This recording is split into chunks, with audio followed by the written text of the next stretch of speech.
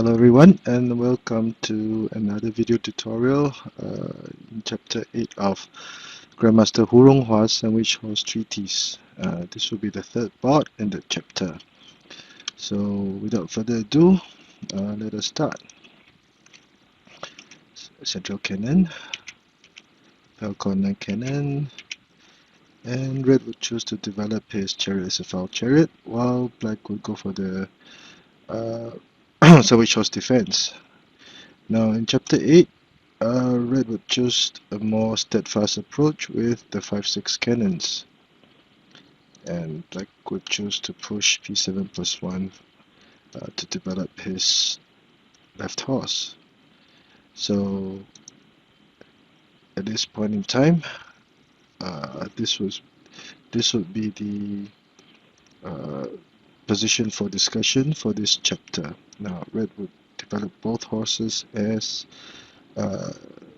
proper horses at this point. P7 plus 1 was also suggested, but it would not be a good idea because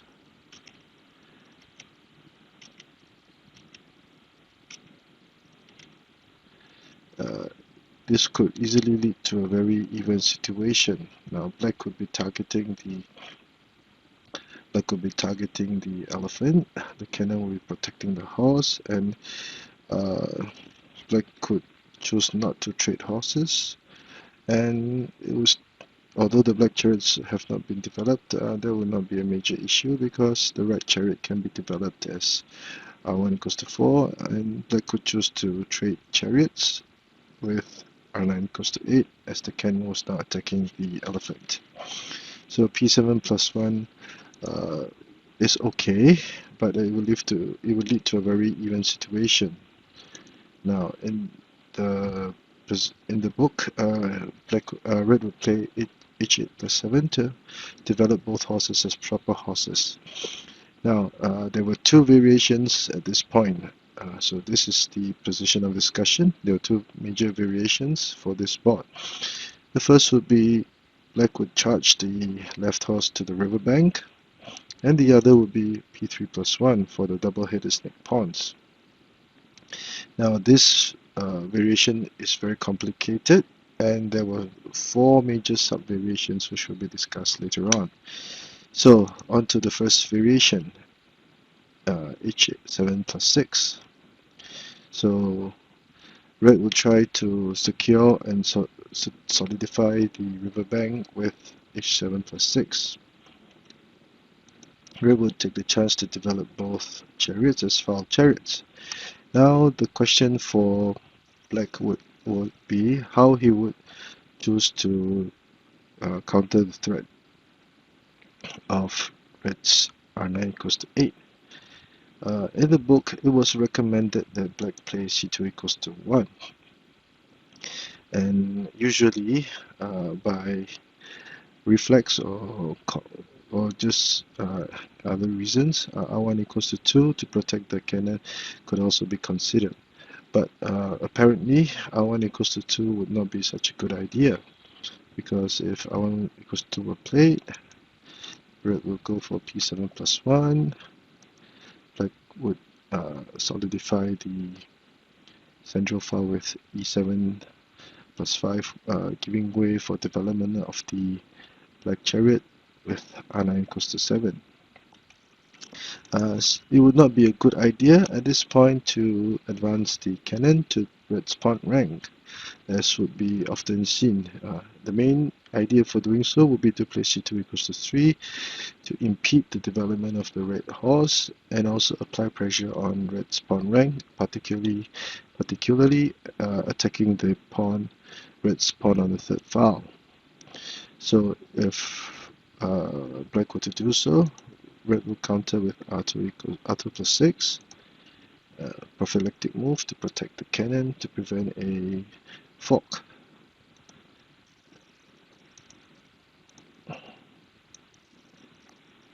And as can be seen, black c2 plus 4 would have been useless, because not only would it not be able to play c2 equals to 3, or c2 equals to 7 would not be an option either.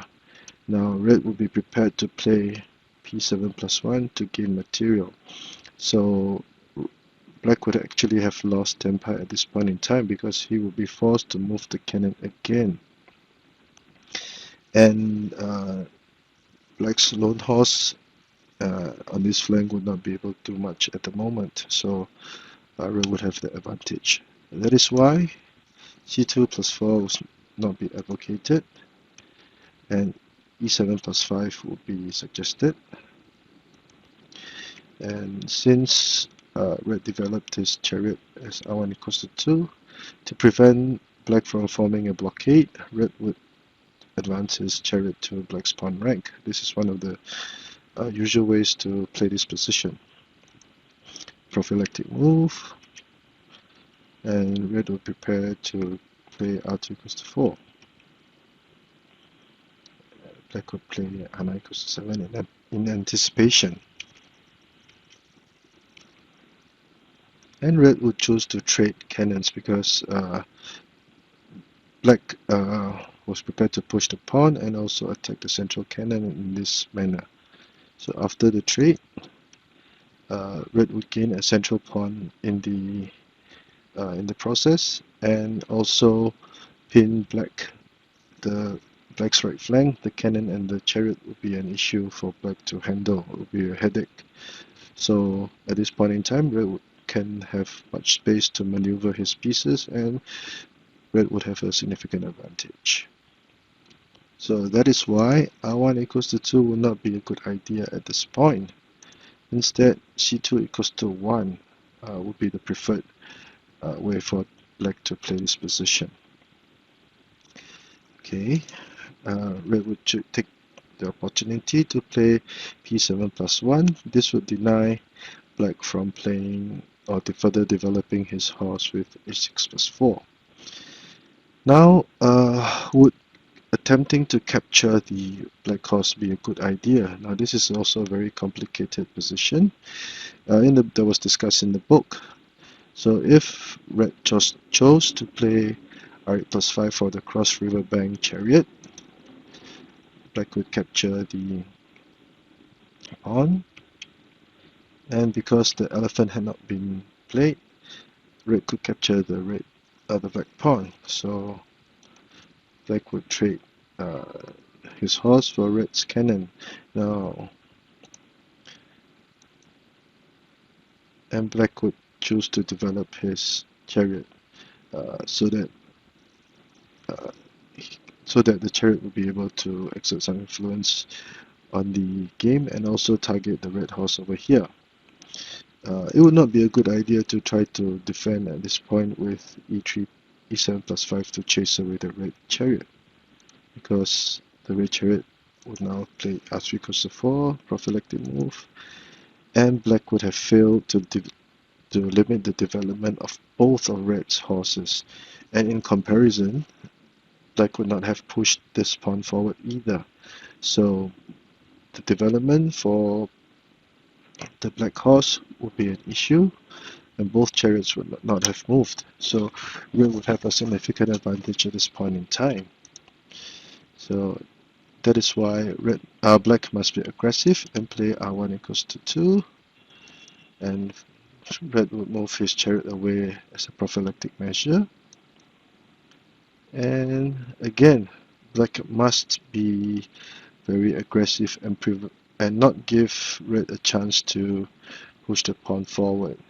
So e7 plus 5, again, as mentioned in a similar variation just now, would not be viable, because once the red pawn is advanced, red could develop his left horse, and black would be unsuccessful in limiting the movement of the red horse. And once the red horse was at this position, red will be prepared to play p7 plus 1 to gain more initiative. And the red horse was protected by the red chariot, so even if black played this move, it would not be a fork, and red would simply take the chance to play an advisor to consolidate his defense. So back to the main line. Uh, Black must be aggressive, and red will try to defend and protect the pawn and also target the black pawn in this manner. Now would it be the correct time to play the elephant. And if red chose to capture the black pawn, black's edge cannon, the cannon on the edge file, would retreat to the third rank, but there will be plenty of space for it to continue to develop, and most importantly, to play c1 equals to 3 to attack the red chariot, and red and black would have a attack going on this file. So black can be satisfied with this outcome. So that is why it would not be a good idea for red to jump the gun and play r8 plus 5 at this point in time. Instead, red should take things slowly and play p7 plus 1 to limit the movement of the black horse.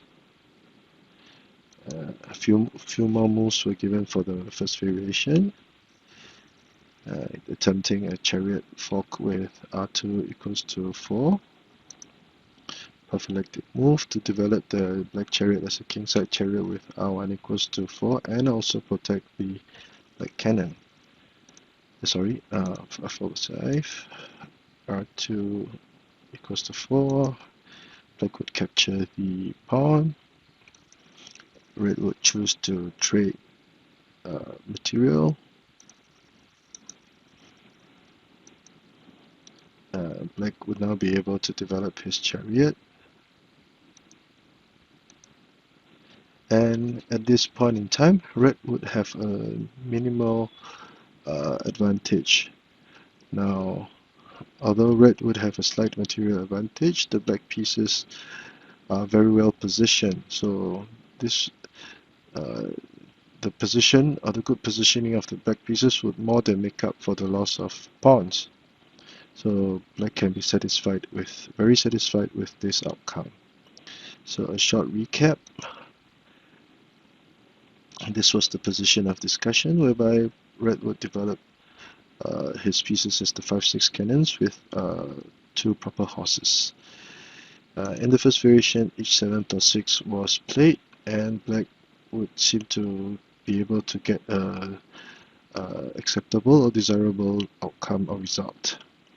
In the second variation, p3 plus 1 for the double-headed snake pawns was discussed. Now this is a very complex variation. If p3 plus 1 were played, red would develop his left chariot as a foul chariot. A prophylactic move by black with a4 plus 5. It would also be a wait-and-see approach to see what red would continue or how red would continue to attack. It would not be a good idea to play h7 plus 6 at this point because after moving the black horse to this position, there would not be any good place for the black horse to continue moving. And once the red chariot was able to reach the riverbank in this manner, red would be prepared to advance either his 7th pawn or the 3rd pawn to trade pawns and allow for development of his horses. This is one commonly used tactic.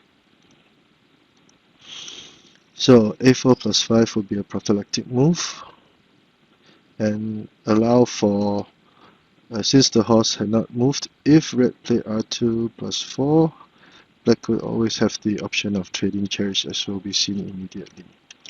Now this was another major, the position shown here is another major situation that was discussed, and there were 4 sub-variations that were discussed for this position. The 4 sub-variations are r2 plus 4, r2 plus 6, r8 plus 4, and r8 plus 6. So it involves moving either one of the chariot to the riverbank or the third rank. Now these 4 sub-variations are quite complex in themselves, and we shall start with the first sub-variation of r2 plus 4. So Again, R2 plus 4 is one of the commonly used methods for red, or tactics in this situation, whereby pushing a chariot to the riverbank would allow red to trade pawns and to develop his horses. But as mentioned earlier, since black had not pushed his horse h7 plus 6, black could consider offering a trade of chariots. Now, it would be, although red would lose tempo, it would be a good idea for red to trade chariots at this point. If red chose to play r2 equals to 4 and refused to trade chariots, black can continue with e3 plus 5, and at this point in time, black's overall defensive position is very stable, and at this point in time, not e3 plus 5, since e3 plus 5 was played, black could continue to develop his a chariot with r1 equals to 4. And also there are many other options. Perhaps one would be c2 plus 2, whereby black would be prepared to push the horse forward. So the battle would now be at the riverbank, and things are slowly starting to warm up, and there will be some confrontation very soon. So that is why it would be a better idea for red to choose to accept the trade of chariots, although it will result in a loss of tempo. So if red chose to trade chariots, after trading chariots, red could push r8 plus 6. And black can be very satisfied with this outcome. So a short recap. The main variation was the double-headed snake pawns. Red would develop his left chariot as a foul chariot, prophylactic move, and the first subvariation was r2 plus 4. The second subvariation that was discussed was r2 plus 6, whereby red would immediately push his chariot forward and prepare to play r2 equals to 3. So if red were allowed to do so, the horse would be very cramped, and it would be hard for black to obtain any good further development of the horse. So h7 plus 6 would be played, and red will continue to apply pressure with r2 equals to 4. Now, at this point in time, can red capture the central pawn, since the black horse had moved away? What would happen if red did not choose to play r2 equals to 4, but chose to play to capture the central pawn with c5 plus 4? An exchange would ensue, and again, in the past two moves, black would have saved a move, and although red would have gained an extra pawn in the form of central pawn, black could be prepared to develop his chariot, and there will be many good to develop both chariots, one with r9 equals to 8, the other with r1 equals to 4. And the horse could also attack if needed, so black can be very satisfied with this position at this point in time. So that is why capturing or trading the cannon for the black horse would not be a good idea at this point in time. If r2 equals 4 were played, red would simply, black could advance his horse, and red would continue to attack in this manner.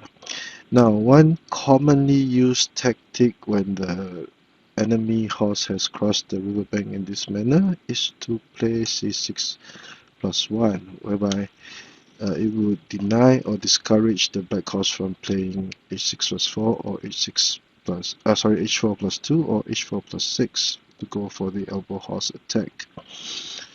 And by doing so, the black horse would now not have any good place to move. But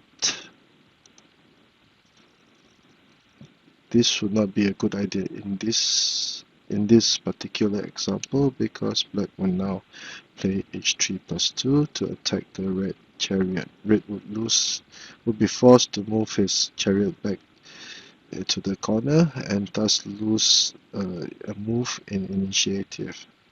So this is not a good idea in this situation, sorry. So to prevent black from playing h3 plus 2, red would play r8 plus 6 as a prophylactic move. And black would capture the central cannon. And in this sub-variation, although black had spent a few moves in maneuvering his horse, the loss to capture the red cannon, the loss in tempo would be compensated by the fact that black would have a very stable formation at this point in time.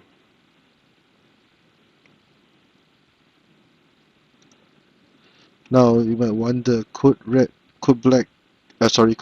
red chariot capture the black cannon at this point? The answer would be no, because for example, if red captured the black cannon, black would be prepared to play this, and advancing the horse to the riverbank would be in fact a fork, because the black horse would now be attacking this chariot and the cannon would be attacking this chariot. So in essence, it will be a trade for one of red's chariots for black's cannon and horse. So depending on how red would usually be forced to play r4 plus 1, and at this point in time the material will still be even and black can be very satisfied with this result. So that is why e3 plus 5 can be played, and black will still have a very playable position. Okay, sorry. This will be the second variation of second sub-variation of r2 plus 6.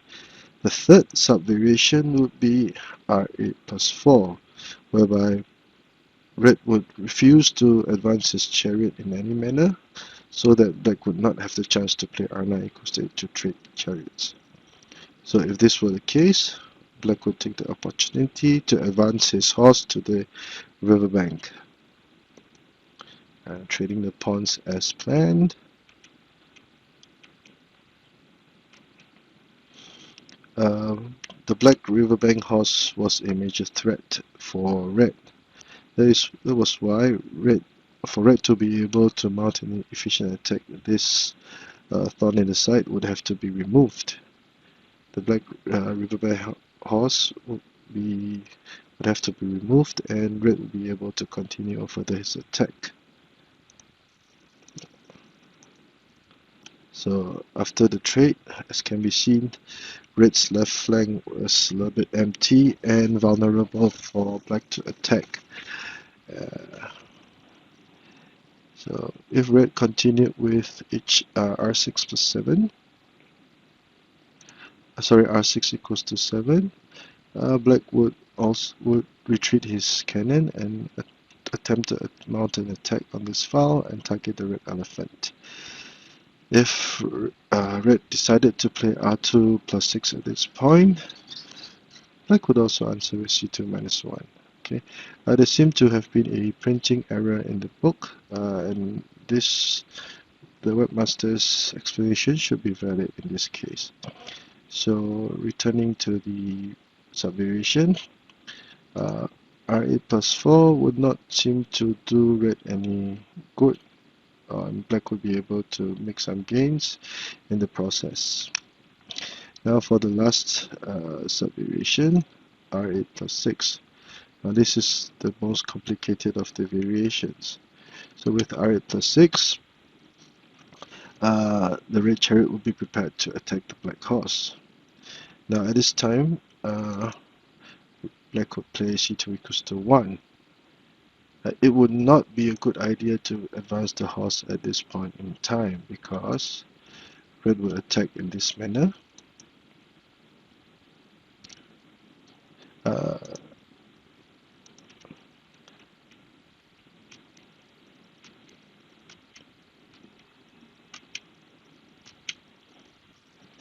And as can be seen, within a few moves, the red chariots would have allowed or traded pawns such that both the red horses will now be ready to attack, and both the red chariots are in the open and have commanded very important lines.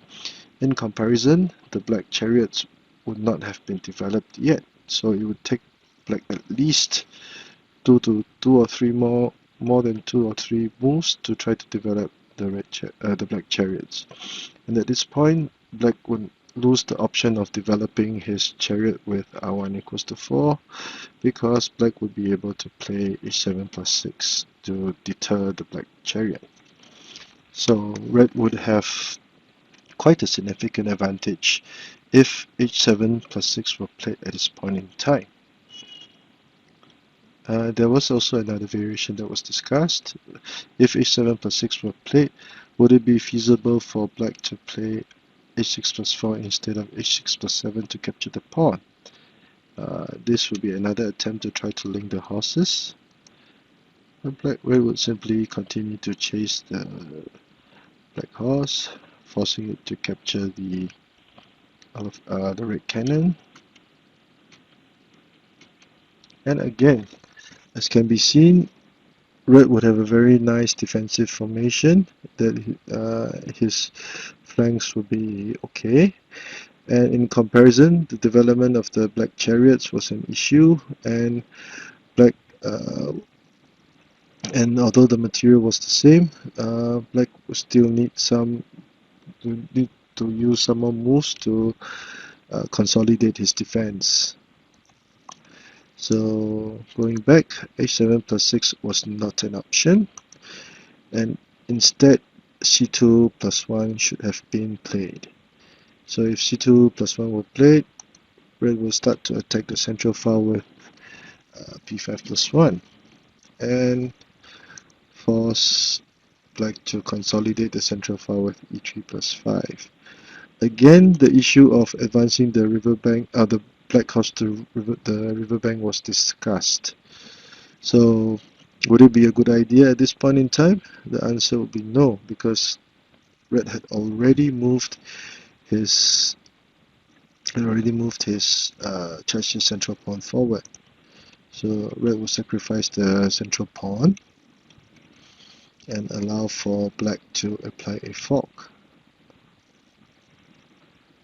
Now the black cannon cannot be captured at this point in time because they are linked. So the black horse will be cornered here, and red will be able to develop his horse in this manner and prepare to capture the central pawn. Red would command a huge advantage if this were to happen. So that is why advancing the horse at this point in time was not feasible. So e3 plus 5 to consolidate the central file would have been a better option. Red will continue to attack the central file. Black would develop his chariots.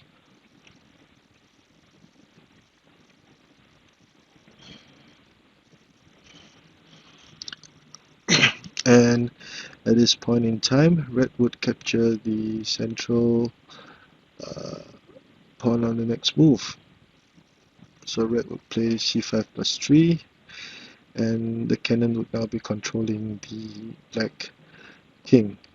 The black king cannot move because the other cannon was already positioned, and the position of the black pieces would be an issue for black, because there wouldn't be first of all, the black chariot had not been developed. There were no good lines for development of this black horse, and black's edge cannon would not be able to do much at this point in time. Conversely, the red horses were now developed through the center, so black's p3 and p3 plus 1 and p7 plus 1 would become very ineffective. So this position would be favorable to red. Now these were the four main sub-variations that were discussed. So a short recap. This was the position that was discussed before the for sub-variations. Black had developed both the pawns for the double-headed snake pawns. R2 plus 4, R2 plus 6, R8 plus 4, and R8 plus 6 were discussed. So it would seem that Red's 5-6 cannons was quite a steadfast approach that could counter Black's sandwich horse defense in this situation. I hope you have enjoyed this video. It's been some time since I made some videos because there have been some issues with the technical aspects of my site, so things have been slow the past few days. So I hope, sorry for the inconvenience caused, and if you like my website or this video, please subscribe and give me a like as encouragement. Thank you and see you soon.